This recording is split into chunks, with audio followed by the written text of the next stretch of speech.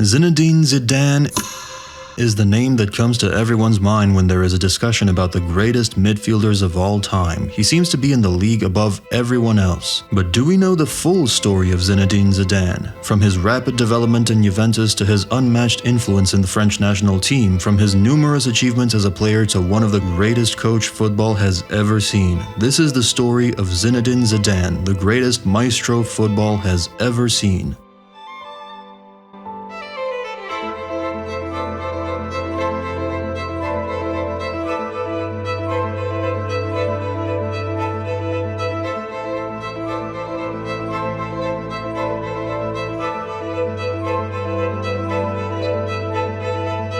Pour vous, Zidane! But!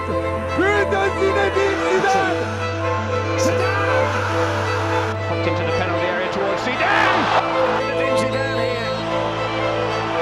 Une inspiration extraordinaire! Un lob pied gauche!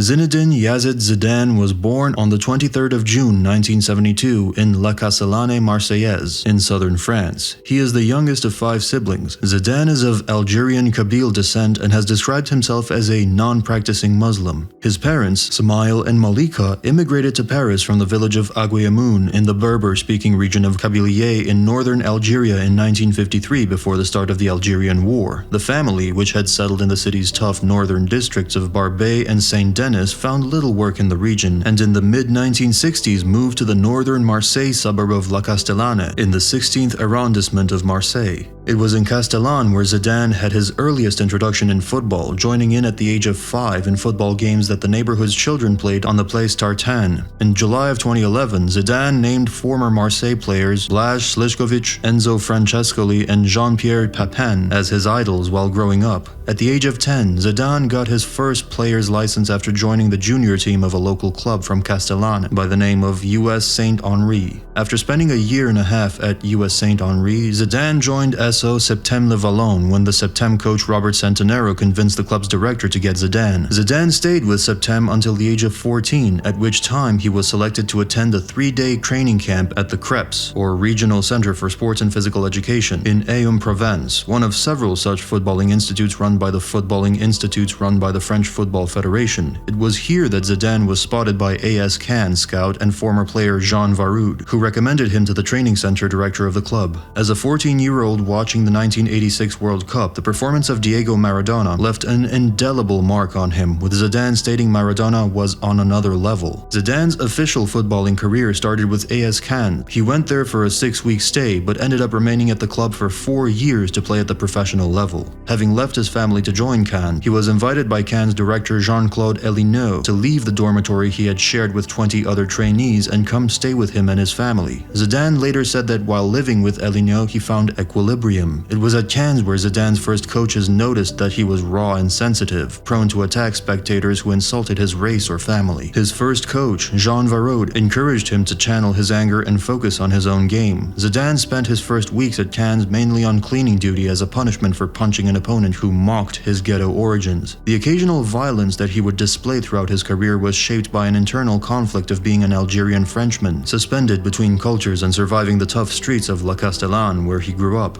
Zidane made his professional debut with Cannes on the 18th of May 1989 in a French Division 1 match against Nantes. He scored his first goal for the club on the 10th of February 1991, also against Nantes, in a 2-1 win. After the match, during a party for all the Cannes players, Zidane was given a car by Cannes chairman Alain Pedretti, who had promised him one the day he scored his first goal for the club. On the pitch, Zidane displayed extraordinary technique on the ball, offering glimpses of the talent that would take him to the top of the world game. In his first full season with Cannes, the club secured its first ever European football berth by qualifying for the UEFA Cup after finishing 4th in the league. This remains the club's highest finish in the top flight, since getting relegated for the first time from the first division in the 1948-49 season.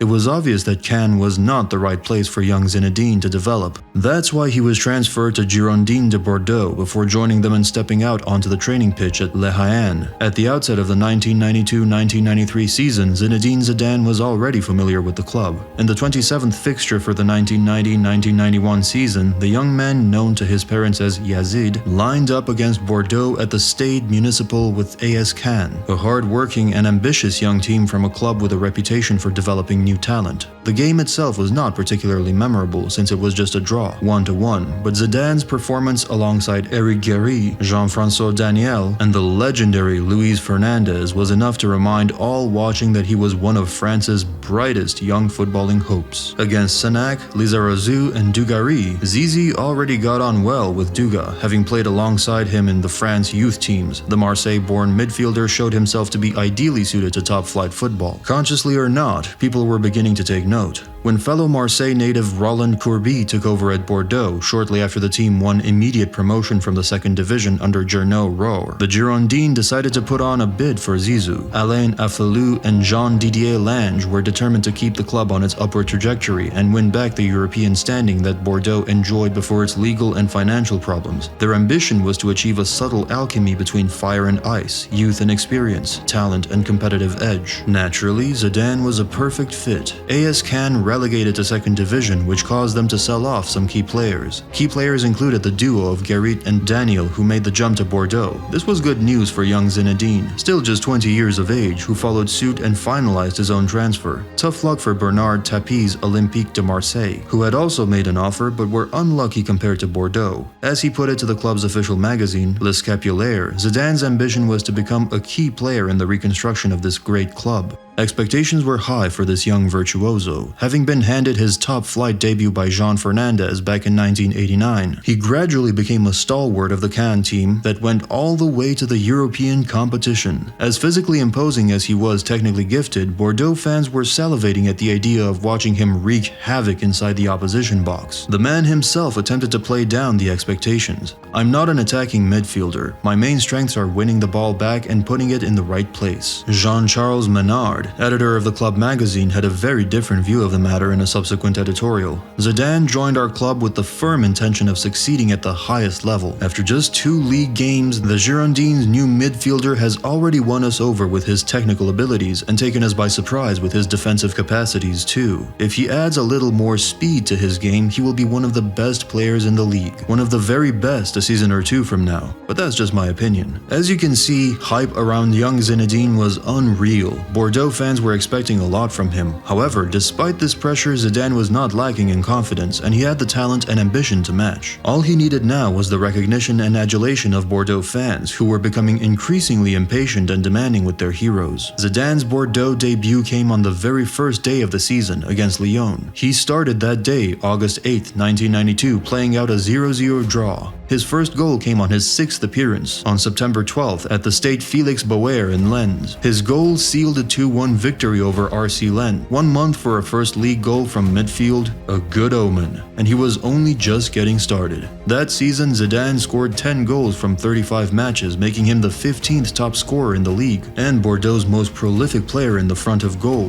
Bordeaux finished that season in a very respectable 4th place with 48 points, just 5 points behind champions Olympique de Marseille. Bordeaux were back in Europe thanks to this defensive solidity and the new attacking threat posed by Zidane. In his inaugural season with Bordeaux, Zizou effortlessly embodied the lofty, promising label bestowed upon him as a new recruit. It was a season marked by stability and glimpses of a future even brighter than the present. Zizou's trajectory seemed destined for greatness, even to everyone who witnessed his blend of innate talent and flair that characterizes true footballing legends. He was the kind of player who not only thrilled fans, but also brought tangible victories to his team. His magnetic presence on the field not only captivated spectators, but also translated into increased attendance, season ticket sales, pay-per-view subscriptions, and demand for executive box passes. Zizou, perhaps unaware at the time, was gradually becoming synonymous with success. His remarkable skills, including his exceptional touch, unparalleled game reading, ball handling technique, strategic marking, mesmerizing dribbles, precise control, and powerful free kicks were rapidly transforming him into an icon of French football. This transformation was well deserved. Despite his youthful nonchalance, Zizou thrived both on and off the pitch, forming formidable partnerships with teammates Liza and Duga. Together, they dominated Bordeaux's left flank, rendering it an impenetrable force, leaving opponents trembling in their cleats match after match. Even though he seemed very calm and confident on the pitch, his fiery temperament was starting to show. By a cruel twist of fate, his first sending off for Bordeaux came in a clash with their arch-rivals Marseille. On September 19, 1993, at the Velodrome, Bordeaux suffered a stinging defeat of 3-1, and a dispute with Marcel Desailly left a bitter taste for Zidane. However, despite that, the second season looked very good for young Zidane. 6 goals in 34 matches in the first French division, 2 goals from 6 games in Europe, plus 3 matches in the Coupe de France. As for the club, that year Bordeaux finished 4th again with 46 points, narrowly missing out on 3rd place to AG Auxerre, which was not really bad for this club. The Girondins' European campaign that season came to an end in the second knockout round against a Karlsruher SC team featuring Oliver Kahn, Slaven Bilic, and Wolfgang Rolf.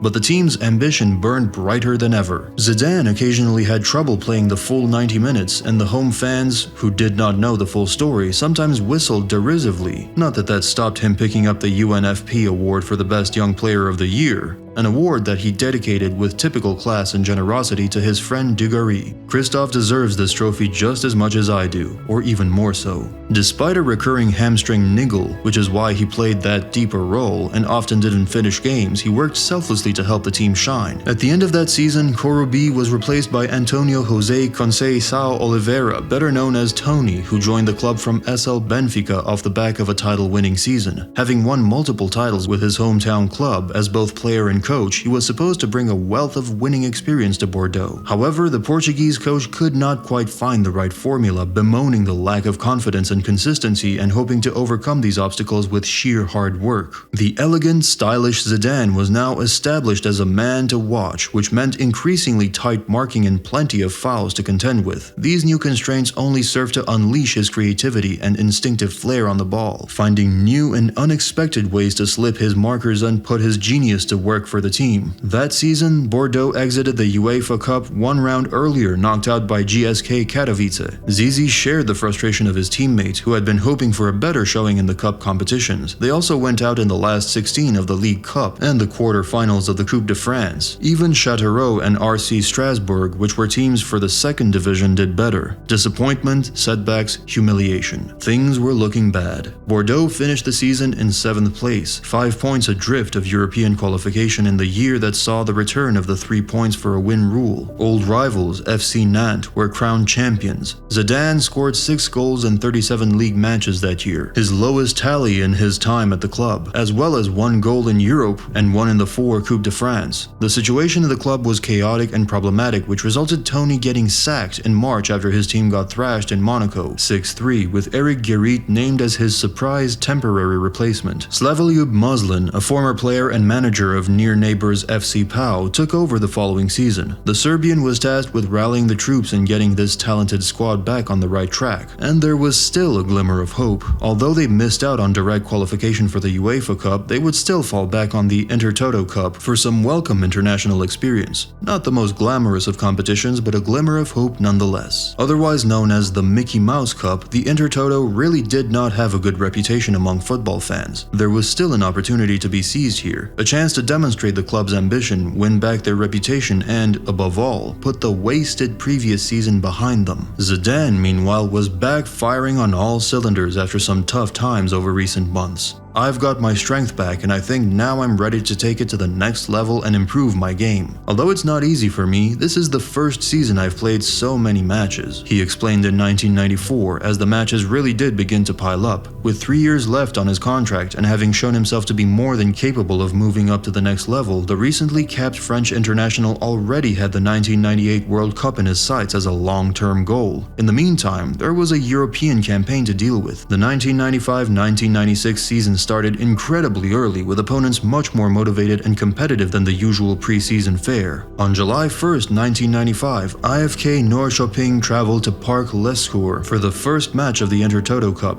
Zizou scored 2 and new boy Didier Tholau got 3 on a gala night for the Girondins. 6-2. 2-2. The following week, the Girondins traveled to Ireland to face Bohemian FC, a 2-0 victory with goals from Zizou and Duga. He scored again a few days later against OB Odense, with another superb free kick in an emphatic 4-0 victory. The final match in the group stage was a draw with AJK Helsinki in Finland, a minor stumble which did not stop Bordeaux finishing top of the group and qualifying for the knockout stages. That meant a visit from Eintracht Frankfurt, swiftly displayed with a 3-0 victory which included another sublime free kick from the Maestro. The quarterfinals beckoned, and Bordeaux made short work of Dutch side Sport Club Heerenveen. Meanwhile, the Girondins got off to a flying start in French League One, winning their first 2 games. Morale was running high, aided by the fact that the team was little changed from last year. The midfield was really clicking, with the magic triangle of Lisa, Zizou, Duga wreaking havoc on defenses up and down the land. Their short, rapid, incisive playing style worked wonders. Duduel, Witsch and company also made a big contribution to this successful setup, forming a tight-knit group with a warrior mentality. This sense of confidence extended to the attacking line, who were scoring for fun as Bordeaux approached their UEFA Cup qualifying playoff with old enemies Karlsruher SC. The Girondins traveled to Baden-Württemberg for the first leg,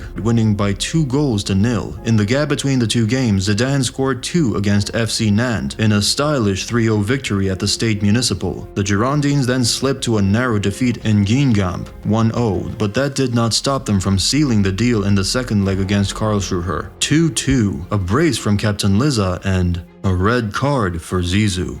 It didn't matter. Bordeaux were hot and Zidane, with 5 goals in 8 games, was on fire. Their UEFA Cup campaign kicked off in earnest on 14th of September with a 2-0 victory over Macedonian champions FK Vardar Skopje. The return leg was a tame draw, 1-1. Zidane sat out both encounters. He also missed the 2 victories in the next round, with home and runaway wins against Rotor Volgograd in October, 2-1 and 0-1. It was back in action for the next round against Real Betis on November 21st. A 2-0 victory for the Girondins. In the 4th minute of the game, he spotted the opposition keeper off his line and, with mischievous calm, fired off an unstoppable lob that sailed past poor Pedro Luis Yaro Reguero. Such a brazen idea, such precise execution, a genuinely perfect goal. Bordeaux went on to lose that game 2-1, but the job was done and they marched on to the next round. Now, fans and players alike were beginning to dream big, and anything seemed possible in the second half of the season. A strange paradox. While the Girondins were on sparkling form in Europe, they were somehow stuck in 16th place out of 20 in the league.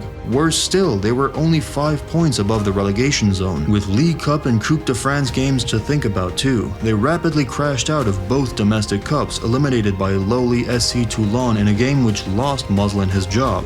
February 3, 1996 was his last day in charge of the team. Gernot Rohr, a club legend and no stranger to caretaker period, returned to take charge of a first-team squad energized by its European exploits by struggling in the league. Some were beginning to talk of relegation fears. And then Bordeaux got drawn against the legendary AC Milan in the quarterfinals. Milan were gunning for victory and had a squad stuffed with some of the best players in the world. Their quality shone through in the first leg at the San Siro on March 5th, where they won 2-0 without really breaking a sweat. Few observers gave Zidane and company much chance of overturning that advantage in the return leg. They certainly had a mountain to climb, but still, there was a chance. Relaxed but determined, and guided by an old hand in the shape of Rohr, Bordeaux pulled off the seemingly unthinkable. They fought back to victory over AC Milan, the same AC Milan that would go on to win Series A that season for the 15th time in their history. On March 19th, the Girondins played out of their skin in a country, a city, and a stadium that were pulsing with pure energy. 3-0 to Bordeaux. Grazie e arrivederci. Zizou had the fans entranced, setting up 2 goals and generally tormenting Milan at every turn. Tholo and Duga twice fired Bordeaux through the semifinals and into footballing lore. We had nothing to lose. We ended up making history, he recalled some years later.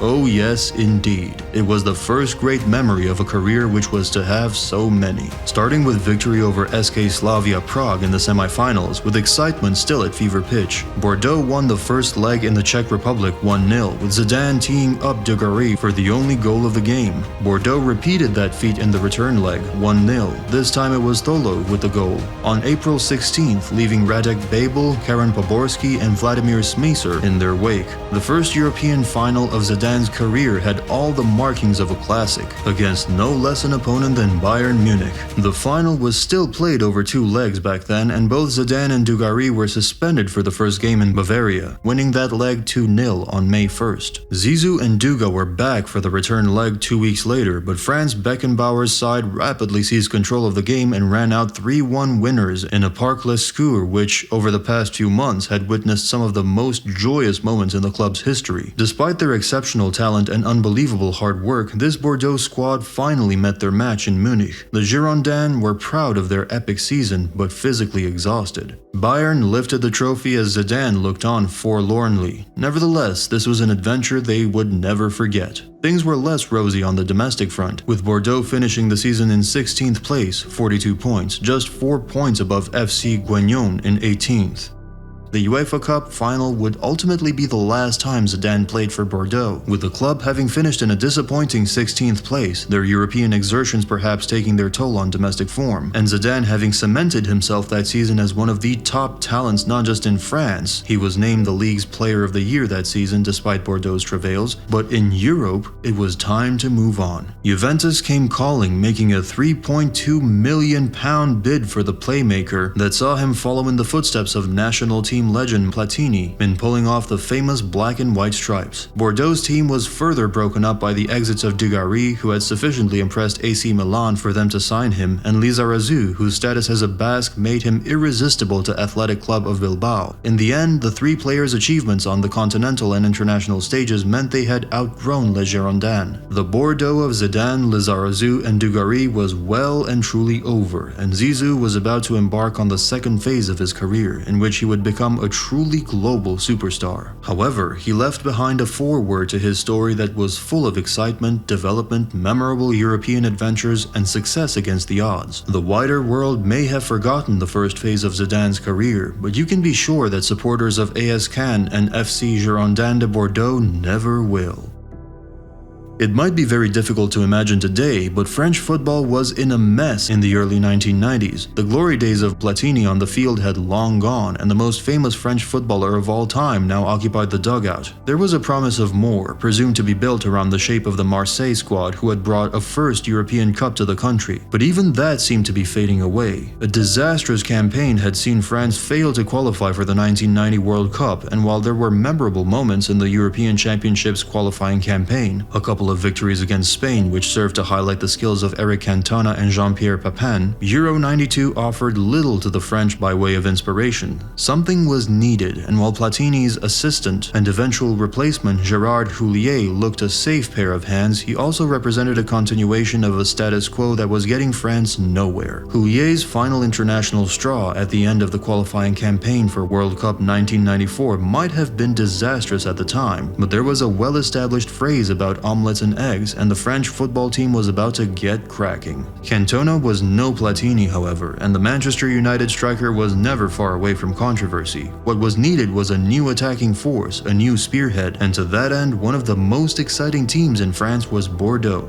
Already from that side, Vicente Lizarazu, who scored 9 goals from full back in the 1993-94 season, had made the step up. There was more attacking prowess in the shape of Christophe Dugarry and Zinedine Zidane. Zidane had been around the French setup since '91, making his name for France in an under-21 side that contained a lot of names that would become a lot more familiar in 1998, be they Fabien Barthez or Bruno Ngoti. Ngoti made his first full appearance for the French side in an August '94 friendly with the Czech Republic, only the fledgling nation's 5th international match after their split from Slovakia. By halftime, he and fellow debutant Lilian Thuram Thuram were marshalling a new look 4-4-2 after Jacquet reorganized due to player shortages and the fact that Czechs were 2 goals to the good. Zidane's old teammate Dugarry had started the game but had struggled to produce alongside Cantona, and Lizarazu replaced another failed creator, David Ginola, at halftime. The game still hadn't turned in France's saviour by the hour mark, so Jacquet turned to Zidane, sending him on in place of Corentin Martin in front of his home crowd at the Parc Les Cours. 20 minutes later, Zidane had made his mark. He picked up a pass from Laurent Blanc, surged forward, avoided a couple of tackles, and unleashed a shot from 25 yards that riffled into the net. A star was born. The star was to rise even further a couple of minutes later when, left unmarked from a corner, he bulleted a header into the net to equalize. Not a lot of people had realized that, but the legend of France's national team was born that day. However, despite that, Zidane was not given a more important role to the team, since Jacquet decided to build his team around European champions Marseille. Didier Deschamps and Marseille Desailly were part of the spine of the team, and with Cantona in the forward line, joined by Papin, who by now was showing his age, the influence of the Southern Giants was creaking as 1994 wore on. Cantona was by now a hero at Manchester United and was attempting to captain his country to a competition that would allow him the chance to thrill the same supporters as he did at club level. He played up front with Nicolas Udek in the next qualifier, a third 0-0 in a row, this time in Poland, and while Jacquet was gaining plaudits for the fact that his side was difficult to beat, the lack of dynamism in attack was a definite problem. For the following year, the French national team was poor and lacked results. However, everything changed with the visit of Slovakia to Nantes in April, and everything changed predictably enough because of Zidane. That campaign proved to be very successful for France. Zidane's excellence on the field ended up being the result that ensured that France qualified for Euro 96. Even so, there were question marks over the squad, albeit not in the Zidane role. In Euro 96, France managed to reach the semi-finals of the competition while beating the tournament favorites Netherlands in the quarterfinals. However, they did not manage to beat Czech Republic in the semis, and in the end, Euro 96 might not have been France's tournament, but having crossed the channel with hope, they returned with expectation. In 2 years' time, they were to welcome the world, and in the shape of Zinedine Zidane, had a player who looked like he might beat them. The situation in Turin during summer of 1996 was very interesting. Even though they were extremely satisfied by becoming European champions for a second time, the situation in the domestic league was not the best. They lost the title against their old rivals AC Milan by a lot of margins. The Milanese had won the title by 8 points, which was a significant difference since the league had only 18 teams on it. Not only that, the team captain and the leader of midfield of the team, Gianluca Vialli, was leaving the team, so the signing of young French midfield prodigy Zinedine Zidane was a necessity for the team. He took his place in the Juventus side that battle to an opening day 1-1 draw at Reggiana on 8th of September. By the time he scored his first league goal, the clincher in a 2-0 home win over rivals Inter Milan on 20th of October, Juventus sat on top of the table. Zidane was regularly showing the sort of sublime skills and ability on the ball that quelled any doubts his teammates might have held about the quiet young Frenchman. Even though there was very tough competition, Zidane quickly became one of the most integral part of the team. His confidence in his own ability and ability to show for and receive a pass, despite being tightly marked, really was speaking a lot about him. He would always find a way to not only retain possession but pose a huge threat to opponents, his imagination and technique with the ball already virtually unmatched, despite his relative inexperience at the top level of the game. With Zidane in regal form, defeats for Juventus became a very rare event. An early season 2-1 defeat at Vicenza on the 13th of October 1996 would be their last league defeat of the calendar year. The Coppa Italia two-legged quarter-final defeat to Inter Milan just before Christmas simply served to focus their minds on Series A and the Champions League, in which the Bianconeri were imperious. In a group also containing Manchester United, Juventus finished top with 16 points out of a possible 18, conceding only a single goal in their 6 games. Bocic and Del Piero were lethal in the penalty area, Zidane often conducting the orchestra just behind them. By the end of the league campaign on June 1st, 1997, a Zidane-inspired Bianconeri had tested defeat just 3 times in 34 games and conceded only 24 goals. It meant that their 14 drawn games wouldn't be enough to allow second-placed Parma to snatch the crown. Juventus were once again champions of Italy. Zidane had scored 5 goals, but that only told part of the story. playing in behind from players such as Alessandro Del Piero, Michele Padovano, Alan Bauchik, and Christian Vieri. His abilities to find space, link play, and unlock the tightest of defenses with devastatingly accurate passing were fundamental to the way Lippi's team dominated almost every game they played. Having won their Champions League group, Juventus battled past Rosenborg 3-1 on aggregate, with Zidane scoring the opening goal in a decisive second-leg victory, and then Ajax 6-2 on aggregate, Zidane adding the final goal in a 4-1 win in Turin to reach the final Munich against Borussia Dortmund. However, in one of the rare occasions that it happened, Scotland's Paul Lambert successfully stifled Zidane's influence and creativity in the historic Olympic Stadium as the German side somewhat surprisingly triumphed 3-1 in the decider. Despite that disappointing end to the club's European campaign, Zidane had made a huge splash in his debut season in Italy. It was no surprise whatsoever that he was named Series A Foreign Footballer of the Year, quite an accolade when you consider the standard of the competition he faced for that title. That was only the beginning. If anything, the following season, Zidane stepped his game up yet another level. The club had signed penalty area poacher supreme Filippo Inzaghi from Atalanta during the summer. Alongside the world-class Del Piero, the pair wreaked havoc against the continent as well as domestically within Italy. Zidane was the orchestrator, more often than not the supplier of their bullets, though he did claim 7 league goals himself. The Series A title was emphatically retained with an almost procession-like dominance. In their 34 league games, the men in black and white striped shirts were defeated just twice. Those losses were at Inter Milan, who finished runners-up by 5 points, and Fiorentina, who finished 5th. It was a truly remarkable feat and underpinned the belief amongst Juventus fans that Zinedine Zidane was now the undisputed king of Italy, a generational talent. In blossoming his natural abilities to their full range, he had carried a very special team to uncharted new heights. Del Piero and Inzaghi had been the chief beneficiaries, claiming a fabulous 39 Series A goals between them. The pair were in no doubt as to who they needed to thank for their stellar season in front of goal. After he had retired, Del Piero summed it up. Zidane had an extraordinary talent, which contributed to his sole interest in helping the team. He was not a selfish player. He had a unique ability to be great and to be a team player. I was lucky to play with him. Despite their utter domination in Italy, Juventus were more fragile in Europe during the previous 2 seasons. They finished runners-up in the Champions League group to Manchester United, to whom they lost 3-2 at Old Trafford. However, they brought in defensive midfield kingpin Edgar Davids from rivals AC Milan just before Christmas. With Davids in front of the defense, Juventus once again advanced through the knockout rounds, overcoming Dynamo Kiev and AS Monaco with relative ease to face Real Madrid in the 1998 final at the Amsterdam Arena. That would end in yet another deflating experience for Zidane and his comrades. Despite enjoying long periods of possession and missing several very presentable openings, Juventus fell. However, Zidane didn't have time to dwell on that disappointment. June and July of 1998 witnessed his nation hosting their second ever World Cup tournament, and the French knew that they had a squad with enough individual and collective talent to go all the way to the final and win it.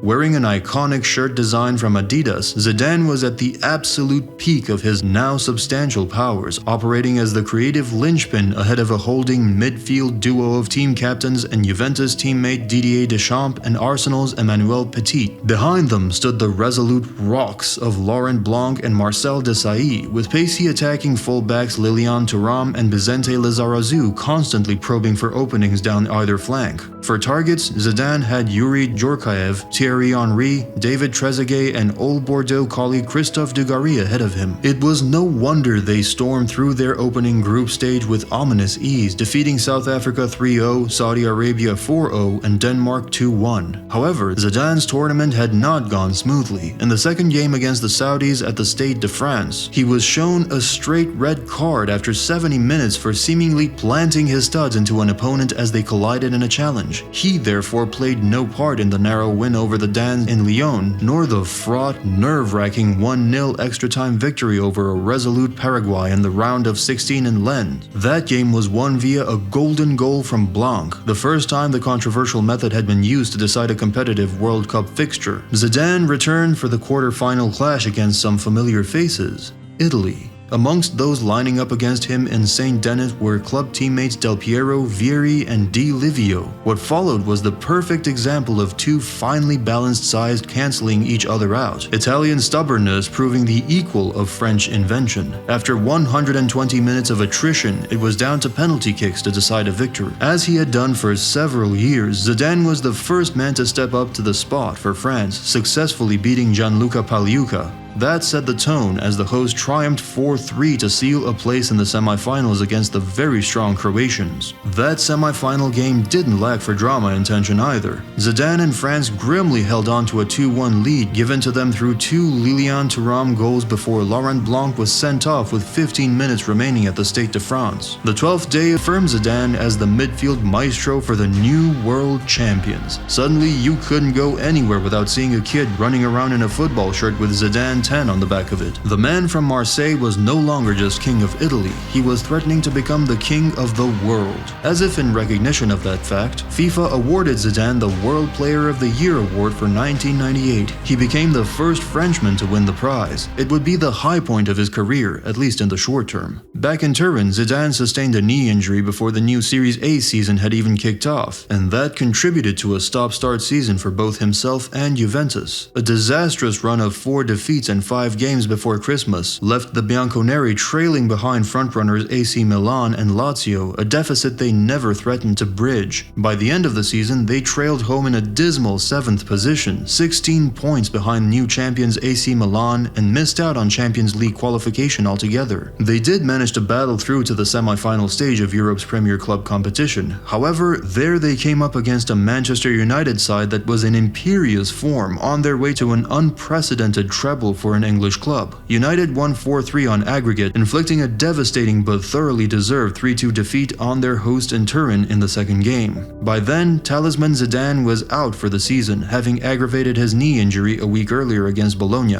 The club had also let manager Marcelo Lippi leave, replaced in the dugout by Carlo Ancelotti. It was the first time Zidane had finished a season at Juventus without silverware, and he was determined it wouldn't happen again. That same grit amongst the rest of the squad to right a wrong led to the Turin Giants storming into the new season, having had to commence early due to participation in an Intertoto Cup competition, which they won to secure a passage into the UEFA Cup. By the time Series A kicked off at the end of August 1999, Juventus had been playing competitively for 6 weeks. Zidane was part of the side which claimed a point against Regina on the opening weekend. Despite an early defeat at Lecce, the Bianconeri stayed in contention at the top of the table, winning every single home game for the rest of the calendar year and remaining unbeaten away from home too. Zidane was again pulling the strings, creating chances for Inzaghi, Del Piero, and new Serbian striker Darko Kovacevic, signed from Real Sociedad in the summer, to gobble up. As Christmas gave way to a new millennium, the enigmatic Frenchman found the net himself 2 weeks running, in wins over Perugia and Regina, which propelled Juventus to top spot in Series A. However, it would all end in tears. The month of March witnessed Juventus crash out of the UEFA Cup, thrashed at 4-0 at Celta Vigo, having had 2 players sent off in a stormy opening half. 2 weeks later, and with Lazio hot on their heels, they lost 2-0 to AC Milan at the San Siro, and then 1-0 and then 1-0 at home to the Roman side a week later on April Fool's Day. Going into the final day, May 14th, Zidane and his comrades only had to win at mid-table Perugia to reclaim the league title. However, rivals Lazio applied pressure by winning 3-0 against Regina, moving a point clear of the Bianconeri. Then, disaster, an equalizer in the mud, much less a winner. Defeat gifted the Scudetto to Lazio by a single point. Zidane was at the peak of his powers in the 2000 European Championships, with vital goals against Spain in the quarterfinal and a 117th minute winner against Portugal in the semifinal. It wasn't just his goals that led him to be the tournament's best player, as some of his individual performances from this tournament have gone down in history. Season 2000 to 2001 would be Zidane's final one in the Juventus colors, and despite once again proving himself to be the leading creative talent in Italy, he couldn't prevent the Scudetto again slipping away to a rival club, this time to AS Roma. The pivotal game had been the clash between the top 2 in Turin on May 6th. Juventus had raced into an early 2-0 lead after only 6 minutes, Zidane scoring the second goal himself.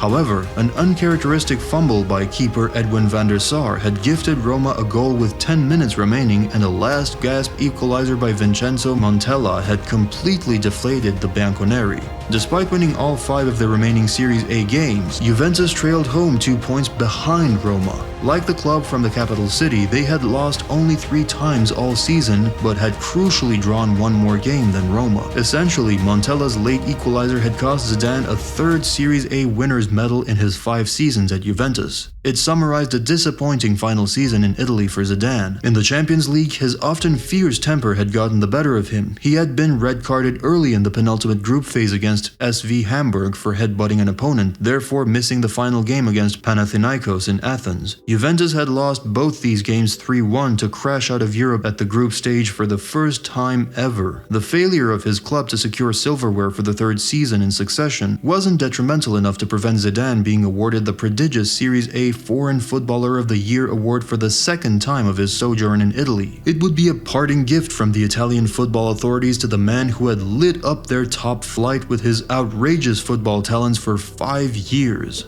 On July 19, 2001, Zinedine Zidane became the most expensive player in history when he moved to Spanish giants Real Madrid for just under £70 million. Juventus had made a profit of around £66 million on the deal. During his 5 years in Turin, Zidane had become the undisputed king of Italy. Now he would try to achieve the same billing in Spain.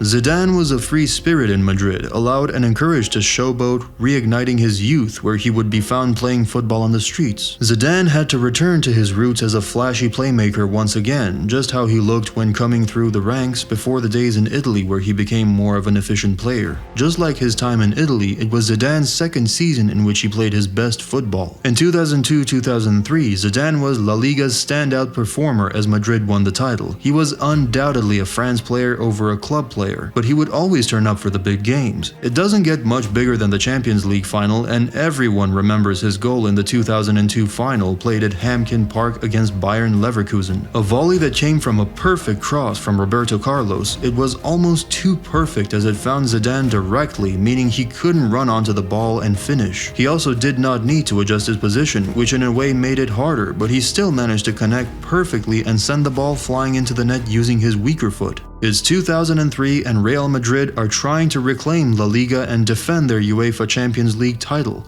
Vicente Del Bosque has quite frankly a ridiculous squad of players to choose from. Ronaldo, Luis Figo, Roberto Carlos, Guti, and of course, Zinedine Zidane were just some of the players in that team who wore that gorgeous Adidas strip. Zidane, fresh from his antics in the final in Glasgow the season before, was once again the Rolls-Royce in a midfield that was tearing apart La Liga and Europe. This was where Zidane would hit his peak as a player. Fresh from the disappointment of Korea, Japan in 2002 with the French national side, Zidane would scoop up the FIFA Player of the Year award in 2003 for the 3rd time, and for the most part of the 2002-2003 season would be unplayable as he led Los Blancos to their 29th league title and the Champions League semi-finals. Zidane had been at the forefront of the side that had won the Champions League the season before, and Real Madrid were expected to defend their crown, becoming the first side in Champions League history to do so. Unsurprisingly, Madrid finished top of their final group stage in the competition.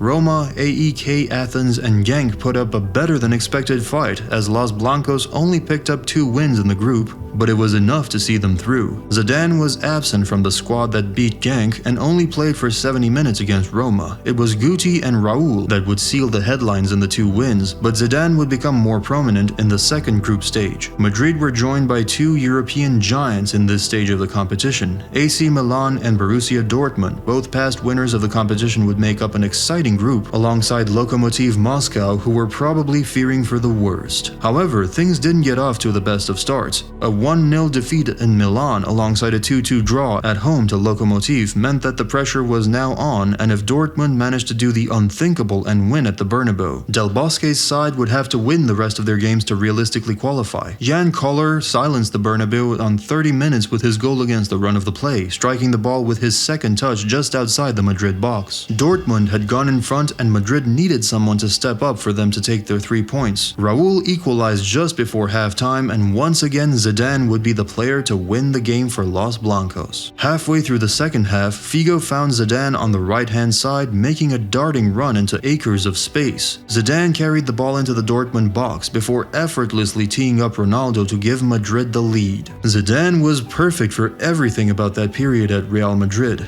The all-caps stencil lettering on the shirts, the white collar, and the Siemens Mobile sponsorship are all synonymous with him, dictating the play in his number 5 shirt. There was no response from Dortmund, and Madrid would only drop 2 more points in the group. 2 wins against Milan and Lokomotiv alongside a draw in Dortmund would seal a spot in the quarterfinals, where Manchester United would await. There isn't much to be said about this tie that hasn't been said already. Ronaldo's performance in the second leg got a standing ovation at Old Trafford, and the second leg in particular is widely regarded as one of the best in Champions League history. Although Ronaldo was on a different planet to every other player that night, his performance wouldn't have been possible without Zidane pulling the strings in midfield. Zidane had carried on his form for the first leg that Madrid won 3-1. 12 minutes in, he had set up Figo for the opener on the night, pulling in Wes Brown with a fake shot and teeing up the Portuguese on the edge of the box, who chipped Fabian Barthez. 16 minutes later, it was Zidane again who capitalized on Nicky Butt's poor touch and found Raúl, who made it 2-0. 5 minutes into the second half, Raúl added a third for Madrid with a move that started once more with Zidane in midfield. He'd been all over the pitch that night, and it was impossible really for anyone to stop him.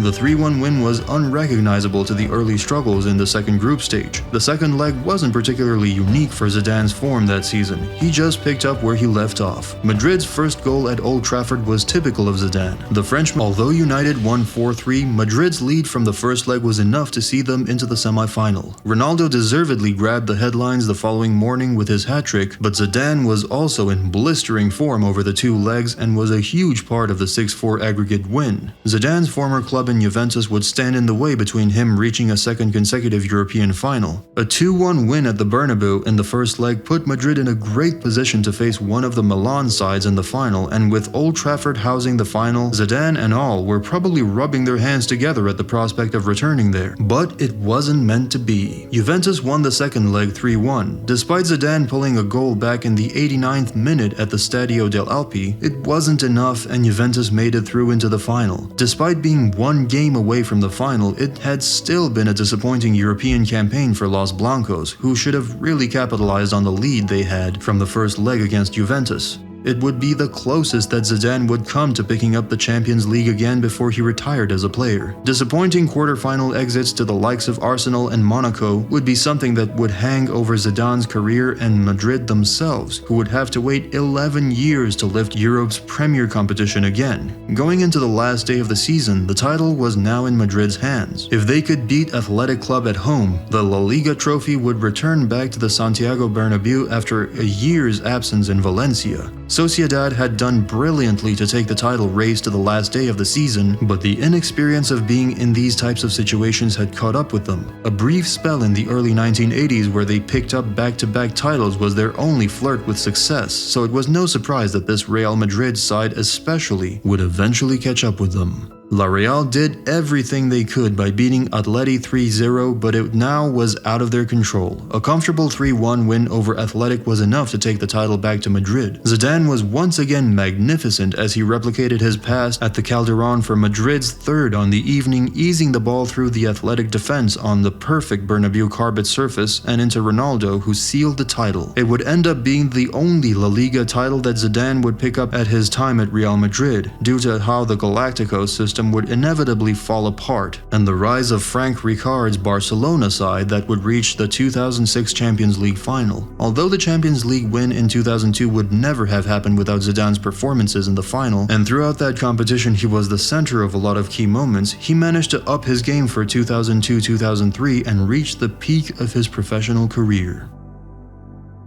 You would think Thierry Henry would be a perfect partner for Zidane, with his pace and ability to run in behind would be a dream for Zizos to assist. However, his new role at Madrid as a flashy player caused his performances to dabble between marvelous and mediocre. Henry, on the other hand, was devastatingly consistent. He was awarded French Player of the Year 5 times, while Zidane only received the award twice. Throughout their international careers, in which they played together regularly, Zidane only assisted Henry on 2 occasions. Zidane wanted to slow it down and play the game at his pace, while Henry was the opposite. He wanted the ball quickly so he could be direct. Henry underlined this problem in 2004 when he said, "The sooner I get the ball, like at Arsenal, where we play without a playmaker, the better it is." Without naming Zidane directly, you know it was aimed at him. After poor showings by France as favorites at both the World Cup in 2002 and Euro 2004, Zidane announced his international retirement in 2004. With France struggling to qualify for the World Cup in 2006, Zidane was called on to come out of retirement and help them not only qualify but also compete against the best teams in the world. Zidane, in the weeks before the tournament, had also announced his retirement from club football, meaning that the World Cup in Germany 2006 would be the last chance to see one of the greatest players ever bless us with his art. It meant that all eyes would be on him for the duration, to see if he could end his career in spectacular fashion. The 2002 hangover still appeared to be in effect for Les Bleus, as they struggled in their opening 2 games. A 0-0 against Switzerland in Stuttgart was followed by an equally uninspired 1-1 draw against South Korea in Leipzig. To make matters worse, Zidane, who had been made captain for the tournament, was booked in both games, meaning for the second time he would miss the final group game of a World Cup finals. Thankfully for him, France finally found some form, dispatching Togo 2-0, meaning Zidane would have another chance to grace the knockout stages of an international tournament with his presence. He assisted Patrick Vieira, then scored his first goal in the finals in 8 years against Spain, as France eased past Luis Aragonés' side 3-1, setting up a rematch of the 1998 final against Brazil. It was here that those watching were lucky enough to witness Zidane at his majestical best, easing past 2-3 midfielders with a quick turn and a burst of pace with just 35 seconds on the clock, bullying current superstars like Kaká off the ball with ease, making him appear like a child in a man's game. The game is played at his tempo, being at the center of all France's positive moves, and at times it genuinely appears that the game has slowed down around him. He also gets the assist for the only goal of the game, delivering a whipped free kick right onto the foot of the unmarked Thierry Henry, who doesn't have to break strike before lashing it home past the helpless Dida. Before the tournament, there had been questions of whether Zidane deserved his place in the team, considering his age and his, relatively speaking, poor domestic form over the previous 2 seasons. Shockingly, those calling for him to be dropped had fallen silent after this astonishing performance. Portugal were the next team standing in Les Bleus' way, and in another tight affair, the game was decided by a penalty from France's captain and talisman. He had found form just at the right time and was on the brink of lifting the iconic golden trophy for a second time. The final was to be his last ever game as a professional footballer, and it almost seemed like it was the closing act of a Hollywood blockbuster. The match followed the script to begin with. The penalty was awarded and Zidane faced up against Gianluigi Buffon. The stage couldn't have been bigger, the pressure couldn't have been higher. Zidane, oblivious to all this, does something us mere mortals wouldn't even have begun to have considered. He panaka'd it down the middle, kissing the crossbar, with it dropping just over the line to give France the advantage. It was the 5th fastest goal in a World Cup final and would have been the overriding image for any other major final. The lead lasted only 12 minutes as Materazzi made amends by heading in an Andrea Pirlo corner. The 2 sides traded blows, but neither could land a winning punch. Extra time began, and Zizou was close to winning it. Finding himself unmarked by the penalty shot, he sent a powerful header towards the Italian goal. Buffon was equal to it, tipping it over the bar with a strong right hand. The game was edging ever closer to penalties. Then it happened. All of a sudden, a red card was flashed and the most talented player of his generation was walking off the pitch. Whatever the insult was, it was enough to tip Zidane over the edge, causing him to erupt in dangerously aggressive fashion. It took a few seconds for everyone, both on the pitch and watching at home, to realize what had happened. The image of him heading down the tunnel, walking past the trophy without looking up at it, is one that everyone who watched the game will remember forever. As captain and the designated penalty taker, he undoubtedly would have taken responsibility in the penalty shootout. Without him, France missed the chance to make it to 2 World Cups in 8 years, as instead the Italians lifted the trophy for the first time since 1984.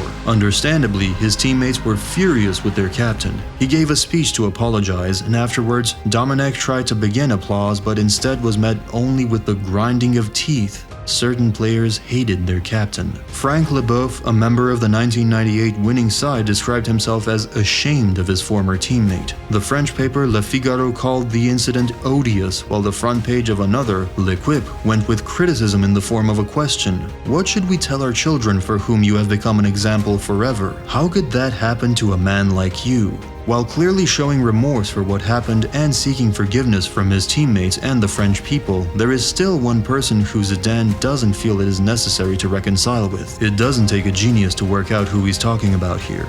If I ask him forgiveness, I lack respect for myself and for all those I hold dear with all my heart. I apologize to football, to the fans, to the team.